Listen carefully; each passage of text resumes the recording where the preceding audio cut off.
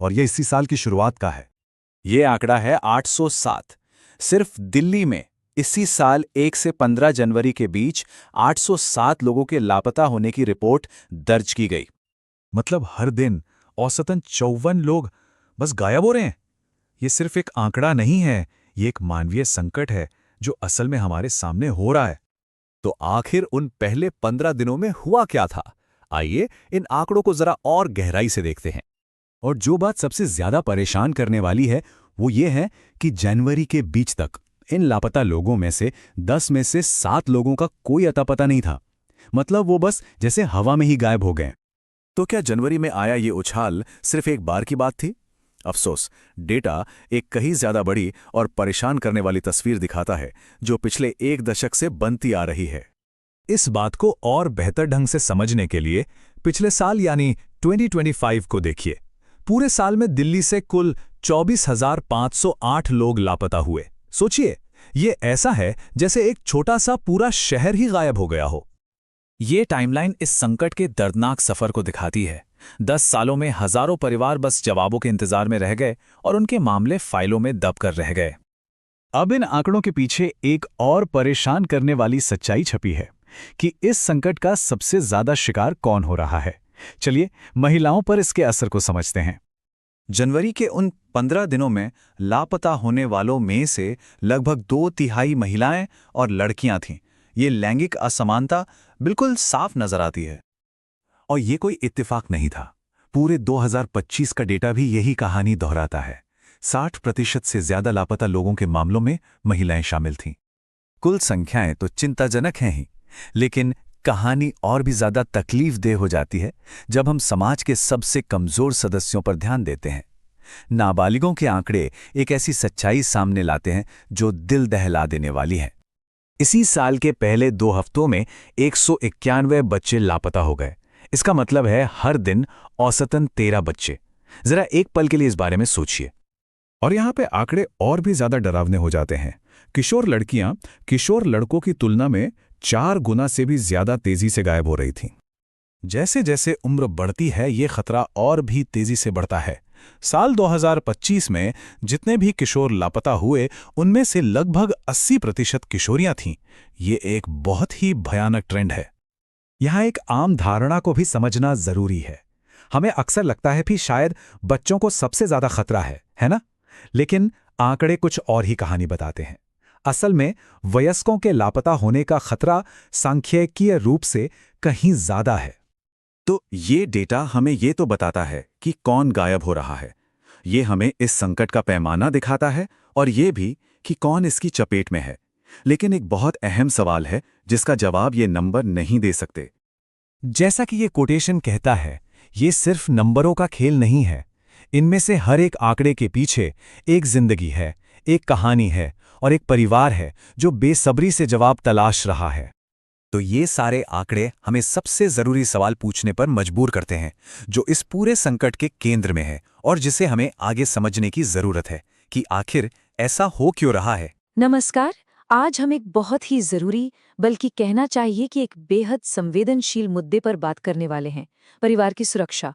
हम पुलिस के आंकड़ों और एक्सपर्ट्स की सलाह को मिलाकर एक ऐसा सीधा साधा गाइड तैयार करेंगे जिससे सब अपने लोगों को सुरक्षित रख सकें। तो चलिए शुरुआत एक ऐसे सवाल से करते हैं जिसका जवाब जानना किसी भी इमरजेंसी में सब कुछ बदल सकता है। ये गोल्डन आवर आखिर है क्या? देखिए, गोल्डन आवर का मतलब है किसी बच्चे के लापता होने के ठीक बाद का वो पहला सबसे कीमती घंटा।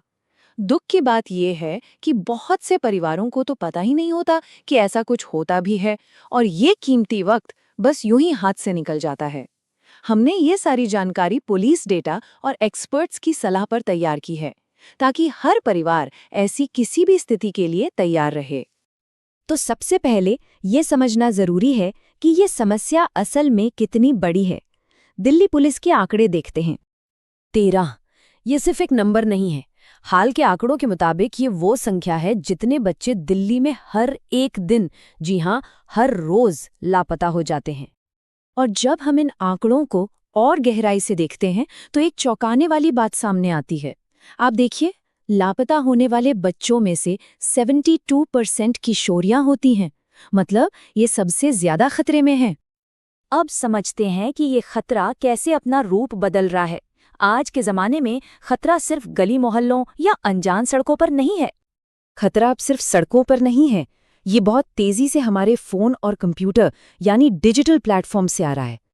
और देखिए, इस बात की पुष्टि एक पुलिस अधिकारी सुमन हुड्डा खुद करती हैं। उनका कहना है कि 13 से 17 साल के बच्चे सोशल मीडिया पर मिलने वाले अजनबियों की बातों में बहुत आसानी से आ जाते हैं। तो ऐसे में घर के बड़ों को क्या करना चाहिए? कुछ डिजिटल वार्निंग साइंस है जिन पर नजर रखना बहुत जरूरी है। जैसे अगर बच्चे के बर्ताव में कोई बदलाव दिखे जो किसी ऑनलाइन टास्क या गेम से जुड़ा हो, या फिर वो किसी अनजान कॉन्टैक्ट से छुपकर बातें कर रहा हो। कभी कभी बच्चे कोरियन लवर गेम जैसी किसी चुनौती का भी जिक्र कर सकते हैं। ये सब बहुत गंभीर खतरे के संकेत हैं।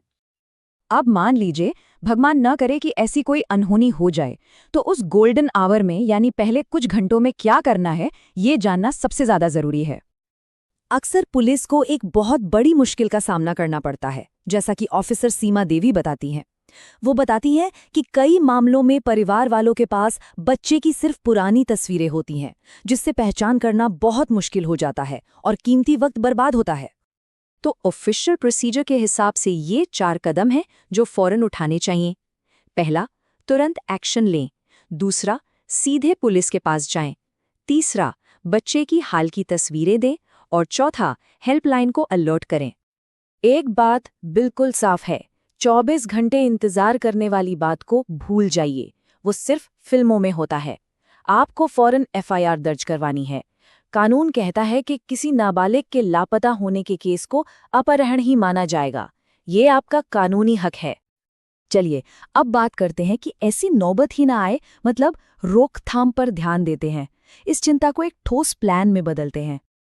जैसा कि पुलिस ऑफिसर सीमा देवी कहती हैं, रोकथाम की बुनियाद सिर्फ एक चीज है, बच्चों से खुली बातचीत, बिना किसी रोक टोक, बिना जज किए। ये जानना कि उनकी जिंदगी में क्या चल रहा है बहुत जरूरी है। कई बार बच्चे पढ़ाई के तनाव या घर के झगड़ों की वजह से घर छोड़ देते हैं और फिर गलत हाथों में पड़ जाते हैं। इसलिए उनसे बात करना एक सुरक्षा कवच की तरह काम करता है। और आखिर में ये नंबर, इन्हें सिर्फ देखना नहीं है, इन्हें अपने और परिवार के सभी सदस्यों के फोन में जरूर सेव करना है। 112 जनरल इमरजेंसी के लिए और 1090 वुमेन हेल्पलाइन के लिए। तो सवाल ये उठता है कि क्या हमारे परिवार का सेफ्टी प्लान आज के डिजिटल जमाने के लिए तैयार है? इस पूरी बातचीत का मकसद यही है कि हम तैयारी रखें और ये समझें कि आज सुरक्षा का मतलब सिर्फ फिजिकल दुनिया नहीं, बल्कि डिजिटल दुनिया पर भी नजर रखना। दिल्ली, एक ऐसा शहर जहां रोज लाखों लोग आते जाते हैं, लेकिन क्या कभी सोचा है कि इसी भीड़ में कुछ लोग हमेशा के लिए खो जाते हैं? आज हम दिल्ली की उसी सच्चाई पर नजर डालेंगे। ये कहानी सिर्फ आंकड़ों की नहीं, बल्कि उन लोगों की है जो भारी मुश्किलों के बावजूद उम्मीद की लौ जलाए हुए हैं। तो आज की इस पड़ताल में हम क्या-क्या देखने वाले हैं? सबसे पहले बात होगी उन लोगों की जो मोर्चे पर डटे हैं। फिर देखेंगे कि ये समस्या असल में कितनी बड़ी है। इसके बाद जानेंगे कि सरकारी कोशिशें क्या हैं, सिस्टम में दरारें कहाँ हैं, और आखिर में समझेंगे कि ये तलाश अधूरी क्यों है। इस पूरी कहानी की आत्मा को शायद एक ही लाइन में समझा जा सकता है। हेड कांस्टेबल सुमन हुड्डा कहती हैं, जब हमें लापता बच्चों के बारे में जानकारी मिलती है तो हम बस अपने घर से निकल पड़ते हैं। ऐसे भी दिन होते हैं जब मैं अपने बच्चों को नहीं देख पाती। सोचिए, ये सिर्फ एक नौकरी नहीं, एक जुनून है। तो चलिए सबसे पहले बात करते हैं उन्हीं लोगों की जो इस लड़ाई का मानवीय चेहरा है। ये है हेड कांस्टेबल सीमा देवी और सुमन हुड्डा, दिल्ली पुलिस की एंटी ह्यूमन ट्रैफिकिंग यूनिट यानी AHTU की, आप कह सकते हैं, रीढ़ की हड्डी। इनकी कहानी से ही हमें सिस्टम के अंदर की असली तस्वीर देखने को मिलती है। 104, ये सिर्फ एक नंबर नहीं है, ये 104 जिंदगियां हैं। सिर्फ 2 अधिकारियों ने, वो भी बस 9 महीनों में, इतने बच्चों को उनके परिवारों से मिलवाया। और ये काम आसान नहीं था। सोचिए ना, बच्चों की कोई तस्वीर है, ना ही वो अपनी भाषा ठीक से बता पा रहे हैं। ऐसी मुश्किलों के बावजूद ये कामयाबी हासिल की गई। लेकिन इन व्यक्तिगत कामयाबियों की कहानी का एक दूसरा बहुत ही डरावना पहलू भी है। अब जरा देखते हैं कि ये अधिकारी असल में किस विशाल संकट का सामना कर रहे हैं। इनका काम वाकई हीरो वाला है, इसमें कोई शक नहीं, पर सवाल ये उठता है कि इनकी लड़ाई आखिर है किसके खिलाफ। 54 दिल्ली में हर रोज, जी हां, हर एक दिन इतने लोग लापता रिपोर्ट होते हैं। जरा सोचिए, हर दिन 54 परिवारों की दुनिया में एक भूचाल आ जाता है। ये इस संकट का पैमाना है। और इसमें भी जब बात टीनेजर्स की आती है तो हालत और भी खराब है। 71%, मतलब हर 10 में से 7 से ज्यादा लापता किशोरों का कोई सुराग ही नहीं मिल पाता। ये आंकड़ा वाकई में बहुत चिंताजनक है। और ऐसा नहीं है कि ये कोई नई बात हो। पिछले 10 सालों का अगर हिसाब देखें तो दिल्ली में 52,000 ऐसे केस हैं जो आज तक सुलझे नहीं हैं। ये एक बहुत बड़ा बोझ है जिसके नीचे पूरा सिस्टम दबा हुआ है। तो सवाल ये है कि इतने बड़े संकट से निपटने के लिए अथॉरिटीज कर क्या रही हैं? चलिए अब देखते हैं कि उनकी तरफ से क्या कदम उठाए जा रहे हैं। देखिए, पुलिस के पास 2 बड़े ऑपरेशंस हैं। पहला है ऑपरेशन मिलाप। इसका फोकस हर लापता शख्स को, चाहे वो बच्चा हो या बड़ा, उसे उसके परिवार से मिलाना है। और इसके नतीजे भी देखे हैं, जैसे 2025 में अकेले साउथ वेस्ट डिस्ट्रिक्ट में ही 1303 लोगों को ट्रेस किया गया। दूसरा है ऑपरेशन मुस्कान। ये खास तौर पर बच्चों को ट्रैफिकिंग और बाल मजदूरी से बचाने के लिए है। 2024 में इसके तहत लगभग 989 बच्चों को रेस्क्यू किया गया था। अब जमीनी काम के अलावा टेक्नोलॉजी का भी सहारा लिया जा रहा है, और इसमें सबसे बड़ा नाम है फेशियल रिकॉग्निशन सिस्टम, यानी FRS का। ऐसा माना जा रहा था कि ये टेक्नोलॉजी एक गेम चेंजर साबित हो सकती है। और शुरू में ऐसा लगा भी, एक पायलट ट्रायल में तो कमाल ही हो गया। सिर्फ 4 दिनों में इस सिस्टम ने 45,000 तस्वीरों को स्कैन किया और लगभग 2,930 लापता बच्चों को पहचान लिया। सोचिए, सिर्फ 4 दिन में। इससे पता चलता है कि टेक्नोलॉजी में पोटेंशियल तो बहुत है। लेकिन अगर हमारे पास इतनी जबरदस्त टेक्नोलॉजी है और इतने डेडिकेटेड ऑफिसर्स हैं, तो फिर भी हम ये लड़ाई पूरी तरह से जीत क्यों नहीं पा रहे? यहीं से कहानी में एक मोड़ आता है। अब बात करते हैं उन दरारों की जो सिस्टम के अंदर मौजूद हैं। देखिए, कोई भी टेक्नोलॉजी, चाहे वो कितनी भी एडवांस क्यों ना हो, वो जादू की छड़ी नहीं होती। वो उतनी ही अच्छी है जितना अच्छा उसको दिया गया डेटा हो। और असली प्रॉब्लम यहीं से शुरू होती है।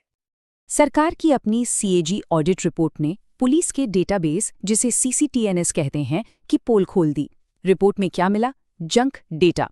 मतलब जहां जरूरी जानकारी होनी चाहिए वहां कुछ भी ऊटपटांग भर दिया जाता है। बहुत सारे जरूरी कॉलम खाली छोड़ दिए जाते हैं, और जो पुराना डेटा है वो सालों से वेरीफाई तक नहीं हुआ है। अब आप ही सोचिए, जब डेटा ही ऐसा होगा तो फेशियल रिकॉग्निशन सिस्टम मैच क्या करेगा? और प्रॉब्लम सिर्फ खराब डेटा की नहीं है, और भी बड़ी दिक्कतें हैं। जैसे तस्कर किसी को भी कुछ ही घंटों में एक राज्य से दूसरे राज्य ले जाते हैं, लेकिन हमारी पुलिस को आपस में कोऑर्डिनेट करने में दिन, कभी-कभी तो हफ्ते लग जाते हैं। इसके अलावा दिल्ली का अपना इंफ्रास्ट्रक्चर भी एक बड़ी वजह है। एक 2025 की रिपोर्ट में महिलाओं की सेफ्टी के मामले में दिल्ली 31 शहरों में 28वें नंबर पर थी। ये सब चीजें मिलकर इस समस्या को और भी ज्यादा गंभीर बना देती हैं। तो इन सब बातों को मिला के आखिर तस्वीर क्या बनती है? एक तरफ उम्मीद है और दूसरी तरफ गहरी निराशा। ये एक ऐसे संघर्ष की कहानी है, एक ऐसी तलाश जो आज भी अधूरी है। मतलब एक तरफ हमारे पास सीमा देवी और सुमन हुड्डा जैसे ऑफिसर्स हैं जो अपनी जान लगाकर काम कर रहे हैं, और दूसरी तरफ एक ऐसा सिस्टम है जो अंदर से खोखला हो चुका है, जो उनकी हर कोशिश पर पानी फेर देता है। ये कुछ लोगों की हिम्मत और पूरे सिस्टम की नाकामी के बीच की एक लड़ाई है। और अंत में ये पूरी पड़ताल हमें एक बहुत ही जरूरी सवाल पर लाकर छोड़ देती है। करोड़ों लोगों के इस शहर में हम ऐसा क्या करें कि अपनों को ढूंढने की ये लड़ाई किसी को भी अकेले ना लड़नी पड़े? ये एक ऐसा सवाल है जिसका जवाब हम सबको मिलकर खोजना होगा। दिल्ली के गुमशुदगी संकट पर हमारी इस पड़ताल में आपका फिर से स्वागत है। पिछले हिस्से में हमने इस समस्या के चौंकाने वाले आंकड़ों को देखा था। अब हम ये जानने की कोशिश करेंगे कि आखिर ये लोग गायब कैसे हो जाते हैं। हाँ, ये सच है कि कुछ लोग पर्सनल वजहों से, जैसे पढ़ाई का स्ट्रेस या घर के झगड़ों की वजह से घर छोड़ देते हैं, लेकिन एक बहुत बड़ी संख्या में मामलों के पीछे कहीं ज्यादा डरावनी वजहें छिपी होती हैं। तो आइए इन क्रिमिनल नेटवर्क्स के काम करने के तरीकों को जरा करीब से समझते हैं।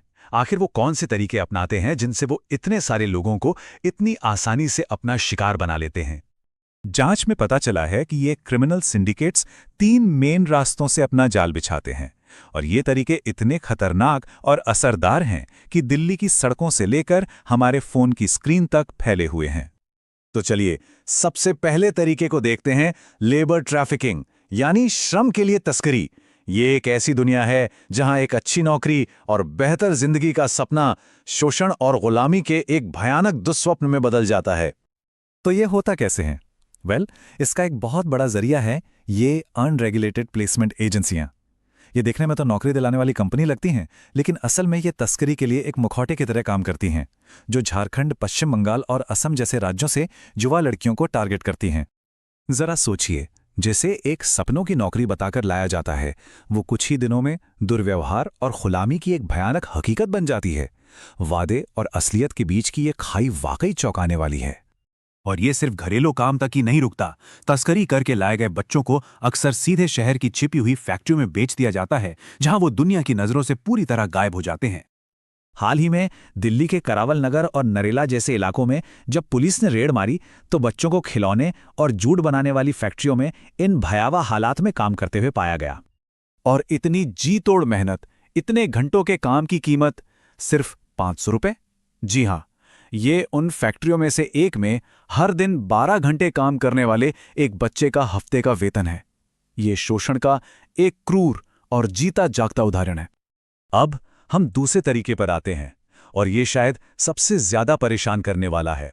क्यों? क्योंकि इसमें अपराधी बच्चों का ही इस्तेमाल दूसरे बच्चों का शिकार करने के लिए करते हैं। मासूमियत का एक क्रूर खेल। ये तरीका इतना खतरनाक और असरदार इसलिए है क्योंकि ये उस नेचुरल सावधानी को तोड़ देता है जो एक बच्चा किसी अनजान बड़े के लिए रखता है। आखिरकार एक बच्चा दूसरे बच्चे पर तो आसानी से भरोसा कर ही लेता है ना? चलिए एक हालिया केस को देखते हैं जो इस तरीके को साफ साफ दिखाता है। कल्पना कीजिए, कश्मीरी गेट पर एक 3 साल की बच्ची अपने पिता की दुकान पर खेल रही है। कुछ ही मिनटों में एक 6 साल का बच्चा उसे बातों में लगाकर फुसलाता है और पास के रेलवे स्टेशन पर ले जाता है, जहां तस्कर पहले से इंतजार कर रहे होते हैं। जब पुलिस ने इस मामले की जांच की तो किडनैपर्स के जो इरादे सामने आए वो दिल दहला देने वाले थे। उनका प्लान था उस बच्ची को नेपाल ले जाकर 3 में से किसी एक को बेचना, या तो एक बेऔलाद कपल को, या किसी भीख मंगवाने वाले गिरोह को, या फिर ऑर्गन्स की तस्करी के लिए। तीसरा और तेजी से आम होता तरीका सड़कों पर नहीं बल्कि हमारी जेब में और हमारे घरों में मौजूद स्क्रीन के जरिए काम करता है। इसे खामोश किडनैपिंग भी कह सकते हैं, जिसका नाम है डिजिटल ग्रूमिंग। पुलिस के रिपोर्ट्स के मुताबिक 13 से 17 साल के टीनेजर्स अब ऑनलाइन शिकारियों का मेन टारगेट बन रहे हैं। ये शिकारी सोशल मीडिया पर पहले विश्वास बनाते हैं और फिर धीरे धीरे उन्हें घर छोड़ने के लिए तैयार करते हैं। इस ग्रूमिंग को कभी कभी कोरियन लवर गेम्स जैसे ऑनलाइन गेम्स या चैलेंजेस के रूप में छुपाया जाता है। ये चीज़ें टीनेजर्स पर एक बहुत ही पावरफुल और खतरनाक साइकोलॉजिकल प्रेशर बना सकती हैं, जिससे वो ऐसे कदम उठा लेते हैं जो उन्हें सीधे खतरे में डाल देते हैं। और यहीं पे एक बहुत ही ज़रूरी और खतरनाक कन्फ्यूजन पैदा होता है कि इन मामलों को आखिर देखा कैसे जाए। क्या ये एक टीनेजर का अपनी मर्जी से घर से भागना है, या फिर ये एक बहुत ही सोचा समझा जाल है? इसी सवाल पर 2 अलग अलग नजरिए टकराते हैं। एक तरफ लॉ एनफोर्समेंट एजेंसियां अक्सर इसे अपनी मर्जी से घर से भागने का मामला मानकर दर्ज करती हैं। वहीं दूसरी तरफ बाल अधिकार कार्यकर्ता चेतावनी देते हैं कि ये अक्सर तस्करी की एक सोची समझी स्ट्रैटेजी होती है, जहां लड़कियों को भागने के लिए उकसाया जाता है ताकि अकेले पड़ते ही उन्हें बेच दिया जा सके। ये क्लासिफिकेशन सिर्फ एक शब्द का खेल नहीं है, ये असल में बहुत मायने रखता है। क्यों? क्योंकि यही तय करता है कि जांच कितनी गंभीरता और तेजी से होगी। एक घर से भागे हुए मामले को अक्सर अपहरण के मामले की तुलना में कम प्राथमिकता मिलती है। हमें ये समझना होगा कि ये कोई 1-2 लोगों के किए गए अपराध नहीं हैं, ये ऑर्गेनाइज्ड क्राइम्स हैं, और इन नेटवर्क्स की कॉम्प्लेक्सिटी, जो अक्सर कई राज्यों की सीमाओं के पार काम करते हैं, लॉ एनफोर्समेंट के लिए एक बहुत बड़ी चुनौती खड़ी करती है। तो सवाल ये उठता है कि जब अपराधी इतने शातिर हैं और असल दुनिया से लेकर डिजिटल दुनिया तक अपना जाल फैला चुके हैं, तो ऐसे में इन क्रिमिनल नेटवर्क्स का मुकाबला आखिर कैसे किया जा सकता है? हमारी अगली कड़ी में हम पुलिस की प्रतिक्रिया और उन तरीकों पर नजर डालेंगे जिनका इस्तेमाल इस लड़ाई को लड़ने के लिए किया जा रहा है। चैनल को सब्सक्राइब करें, वीडियो को लाइक करें और बेल आइकन दबाएं।